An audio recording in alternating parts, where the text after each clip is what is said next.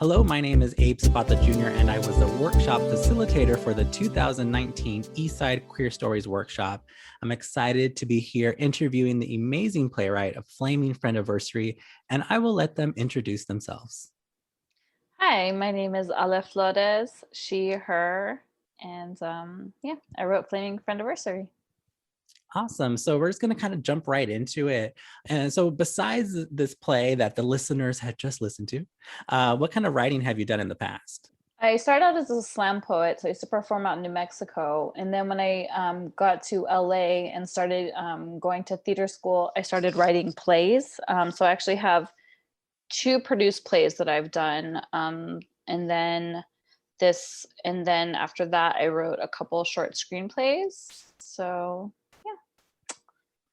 Cool. And would you say they're like, for the plays that you had, you said produced, correct?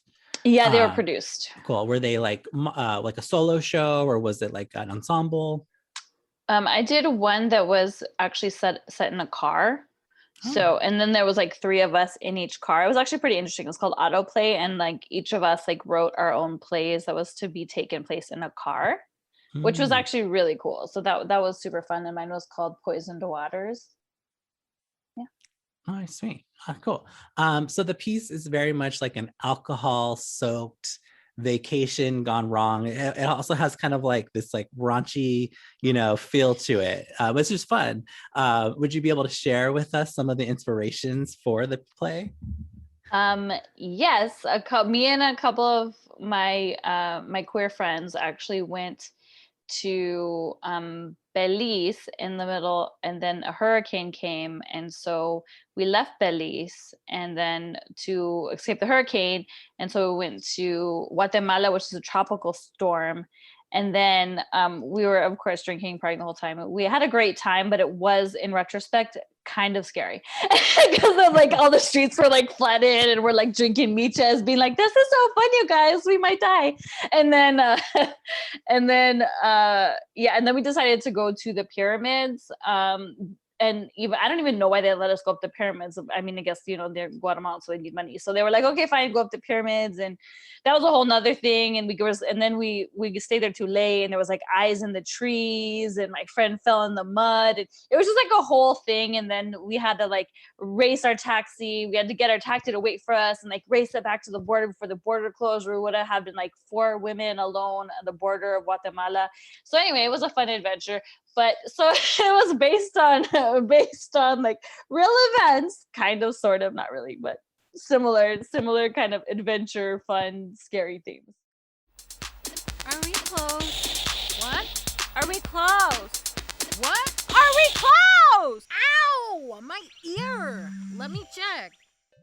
One of the things that I keep imagining is folks sitting on the bus, with the headphones in, listening to it, and just like busting up laughing for some of the lines that are in here. But the play is also dealing with some serious subjects like colorism and assimilation. Why did you feel it was necessary to address those issues in this piece?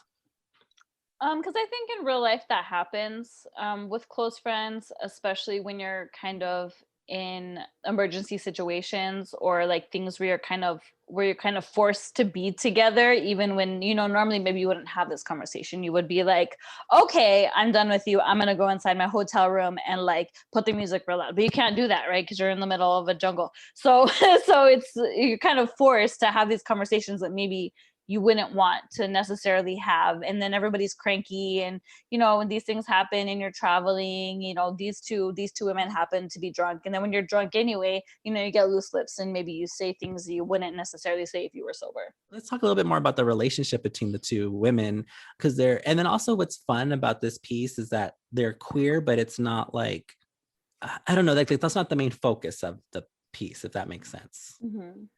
Was that on purpose, or did you kind of were just like, yeah, just talk about it? I was curious. Yeah, it was on purpose, because I feel like straight people just get to be straight people.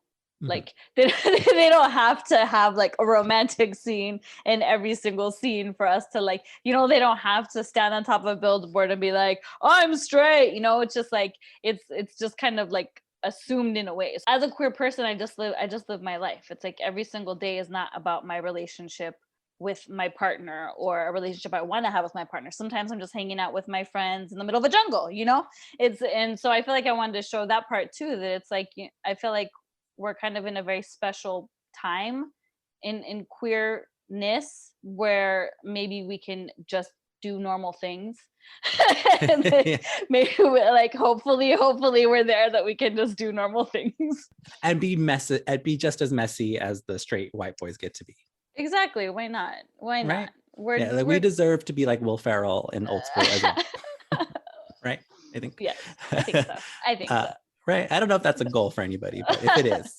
That's all I've ever wanted to be. I'm so glad you put words to my deepest desires.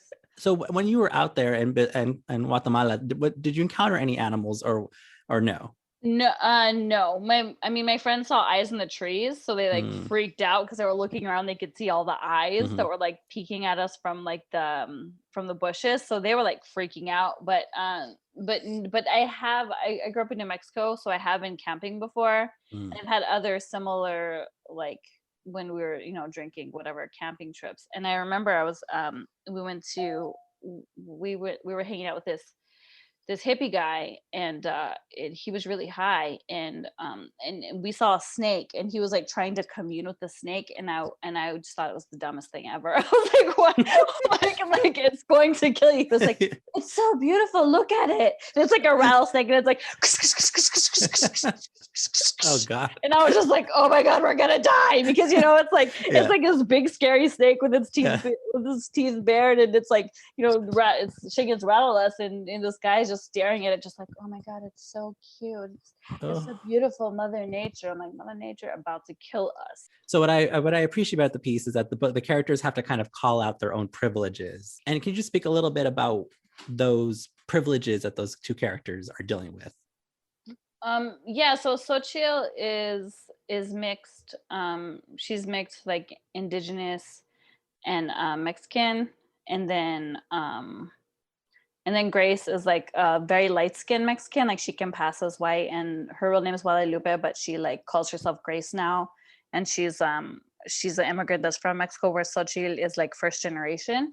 So I kind of Xochitl talks a lot about being like dark skinned and being mixed indigenous, and how her family looks down on her because of that, because some of her family is very light skinned, and half of her family is considered Mexican, even though the Mexican people are also native. It's a weird thing. I've always thought it was weird, but whatever. It's like people in Mexico, they have these distinctions, and here too people have these distinctions between what type of Mexican you are. And that's kind of sometimes a barrier for us being close to each other, even as Mexicans. I'm not even talking about between Mexicans and Guatemalans and Salvadorians and, Argentinians, like those are all Latinx people too. But even, I'm just talking specifically about even Mexican culture. I mean, there's all these barriers between us as Latinx people with all these other countries anyway, but I'm specifically talking about Mexican. Even in the Mexican culture, there's so many barriers that we put between each other, that have been put between us by colonization, that I kind of wanted to have these two characters that are best friends kind of represent that in a way, these two sides of Mexico, and also these sides of being what it's like to be Mexican American, or what it's like to be an immigrant and have to assimilate. Fuck off, Grace, aka Lupe. That's not my name anymore. Guadalupe Octavia Salazar de la Mancha. I don't like being called Lupe. Okay. Lupe. Is there anything you would like people to take away from this piece? I wanted people to kind of get the resilience, to kind of think in their own personal life about their privilege, but also kind of about their strength. And then even though, we've had to deal with, as Latinx people, as queer people, as a woman, I would say from my perspective is that we've had to deal with oppression, and that has kind of affected our relationships with ourselves and with each other and with our culture. But these two characters at the end, they're so resilient, you know, they just keep laughing, they keep going. You don't just stop, you know, things don't always end up the way you thought they would or the way you wanted to. Like in a lot of ways, this is like kind of the American dream, like the, you know, like the kind of millennial, like Gen X, like Gen Z, like American dream. Like you can be an influencer, you can go to these like, big festivals with all these famous people, you can go hang out with like, you know, these influencers and these Instagram models and this, that, and the other at these big festivals. But you know, at the end, it kind of falls through, and it's not what they thought it would be. And you know, I think that the characters are very resilient, because at the end they're not like, oh my god, we hate each other, this sucks. They're just like, okay, we're gonna find another party in Guatemala, we're gonna find some Guatemalan girls to hook up with, we're still gonna have a good time, we're not gonna stop. And I think that's what the takeaway is, like, you know, we're very resilient, and you can enjoy life even when things don't turn out the way you want them to. You can still find joy. Yeah, you know, it's interesting. You know, when I talked to Noah, I commented that, you know, his story felt very millennial. And your story also feels that way. And it's almost like we're, and then as my, you know, I'm part of this generation as well. It's like a lot of our writing and our stories are kind of like reacting to things that we had no control over, you know? And so both of these characters, I like the way the modern American dream, you know, to be that Kylie Jenner isn't quite what ends up happening for these two women. Sweet. So yeah, so let's go ahead and talk a little bit about just Eastside Queer Stories. What did you gain or learn from being a part of the workshop? It was a very special space. Like I've done writing workshops before for Latinx people, and I've also just taken writing classes for screenwriting. And I found one of the hardest things for me in other classes was that the feedback I was getting wasn't about the story, really. It was about their reaction and their biases kind of to having a story be about Latinx people or about queer people or about, so it was really interesting to me that a lot of the notes I was getting weren't about the story. It was about like, well, that would never happen, you know, a Latino person wouldn't do that. I'm like, how would what are you even saying?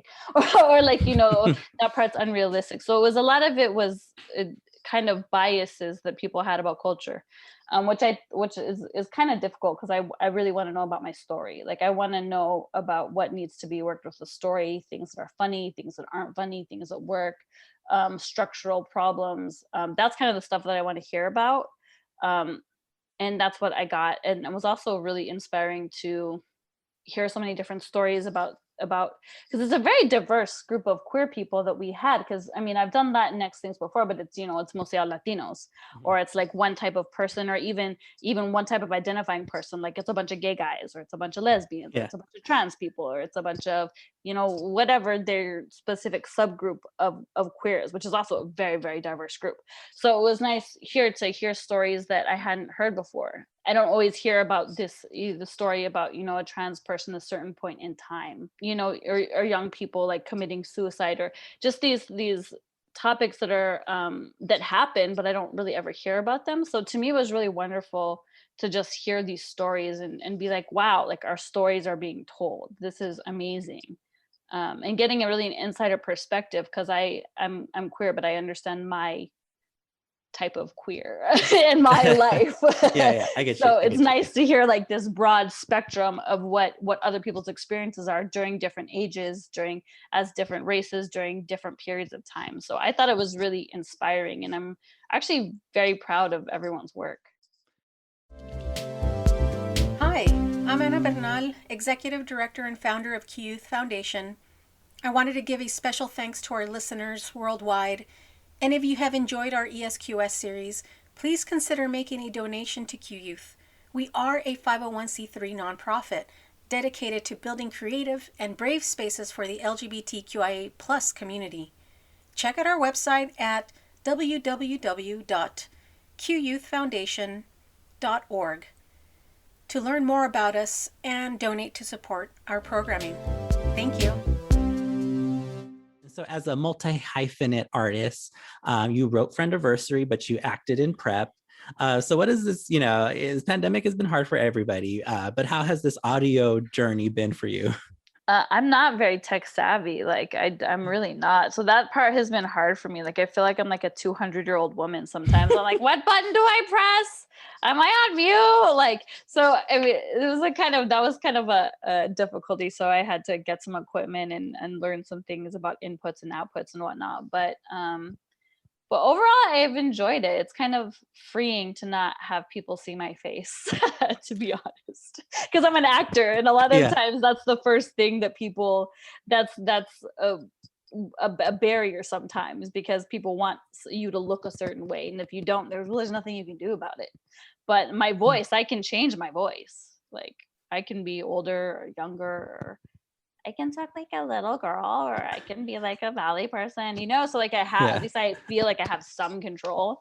So that's nice. I actually kind of enjoyed that part of it. Yeah, it's like stripping away these perceptions that are given to you from other people, which is also kind of what your play is about, right? Like both characters are perceived certain ways, but and then you kind of just deal with the hand you're dealt. Cool. That's So when people are listening to Elena, right, in prep, we don't know what they're going to be imagining. You look like it's just your voice. Awesome. Are you working on any other projects at the moment? I am. I'm writing a web series. I'm co-writing a web series with Dolores Yanes, who is a very funny comedian. So we are teaming up writing a web series called Angelandia. And that's kind of just like, it's like Frankie and Gracie meets Broad City meets some kind of Latinx hybrid project. I don't know. It's a comedy. It's gonna be fun. I'm excited. We've already written like 4 episodes, so we're gonna keep going. Sweet. I'm excited. Awesome. Yeah, I'm happy to hear. What's also been fun is doing these interviews is hearing all these projects that are in the work. So I'm excited for everybody's stuff that's going to come out during 2021. Where can people follow you? You can find me on IG, Instagram. Yeah. What's your type? What's your handle? Ale Flores is Ale_Flores is. Okay. Ale_Flores is, and is that IS or IZ? IS. Yeah. IS. Okay. Ale Flores is, and then you can mostly just Instagram, and then IMDb Ale Flores. Yeah, we're millennials. We're mostly all on Instagram, I've realized. Yeah, I know. Any final words you have for the listeners out there? No, just keep remembering to laugh and find joy. Awesome. I love that. So thank you for joining us for Eastside Queer Stories, and make sure to follow Ale Flores at Ale_Flores is on Instagram, and make sure to subscribe to this podcast and like us on Instagram, Q Youth Foundation, all that good stuff. Until you hear my voice again. Bye-bye.